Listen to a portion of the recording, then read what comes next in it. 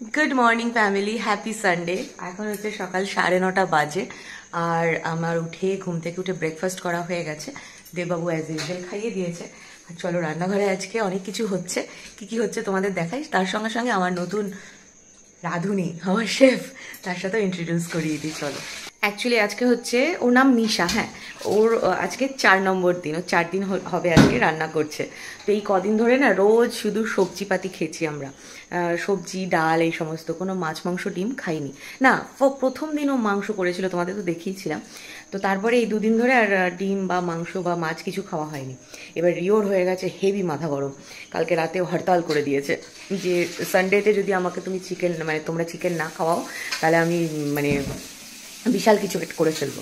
তো যাই হোক, আমিও কালকে ফেসবুক ঘাঁটতে ঘাঁটতে না একটা ফ্রাইড রাইস আর চিকেনের ছবি দেখে আমারও খুব ইচ্ছা করলো। তো আমি দেবাবুকে বললাম ঠিক আছে চলো, কালকে সানডে এটাই আমরা খাবো। এবার তার সঙ্গে সঙ্গে তো সবজিও খেতে হবে। আমি এখন সবজিটা যেহেতু এই মানে 7-8 মাস থেকে না, রিওর টাইমেও তাই করতাম, প্রচুর পরিমাণে সবজিটা খেতাম। কারণ এই সময় আয়রনের ট্যাবলেটের জন্য শরীরে আমাদের কনস্টিপেশনের সমস্যা এসে যায়। আর ডক্টর আমাকে রিওর বেলাতেও বলেছিল যে চেষ্টা করবেন ন্যাচারালি আয়রনটা বেশি নিতে, তাহলে ট্যাবলেটটা রোজ আপনাকে খেতে হবে না, 1 দিন কি 2 দিন অল্টার করে খেতে পারবেন।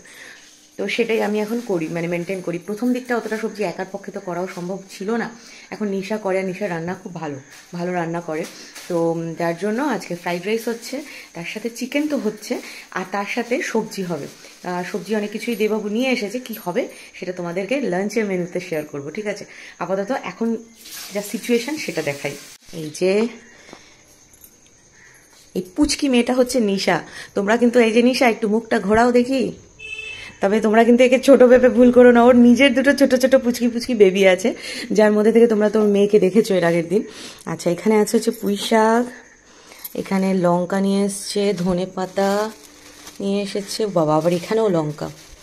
আচ্ছা আচ্ছা, ওটা আগের আছে। আচ্ছা আচ্ছা, আর এটা পেঁপে এনেছে। আচ্ছা, এখানে চিকেন আছে, যেটাও এখন না, ওখানে চিংড়ি মাছ আছে, ইয়েস চিংড়ি মাছ, ওটা পরে বাছা হবে।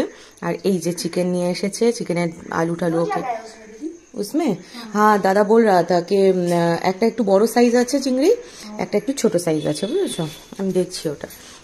আর এখানে হয়েছে হলো, সকালবেলাতে আমরা খেয়েছি অলরেডি, এটা এখন রিও আর নিশার জন্য রয়েছে।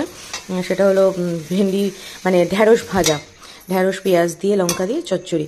এটা এখন এভরিডে আমি সকালবেলা রুটির সাথে, মানে এভরিডে বলতে মোটামুটি 1 সপ্তাহ ধরে রোজ সকালেই ভিন্ডি ভাজা দিয়ে রুটিটাই আমি খাচ্ছি।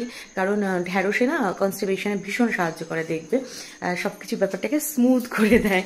তো সেই জন্য সকালবেলাতে সবজির মধ্যে ঢ্যাঁড়সটা রাখারই ম্যাক্সিমাম দিন চেষ্টা করি। মাঝে সাঝে একটু এদিক ওদিক হয়, বাট ওই যে বললাম লাস্ট 1 সপ্তাহ ধরে এটাই চলছে। কালকে হয়তো মেবি অন্য কিছু হতে পারে। তো এই হচ্ছে ব্যাপার। নিশা, একটু এই প্লাস্টিকটা খুলবে বাবু? হ্যাঁ, এটা হচ্ছে একটু বোধহয় বড়টা, আর ওইটা হচ্ছে এর থেকে বোধহয় একটু ছোটটা পেয়েছে আজকে।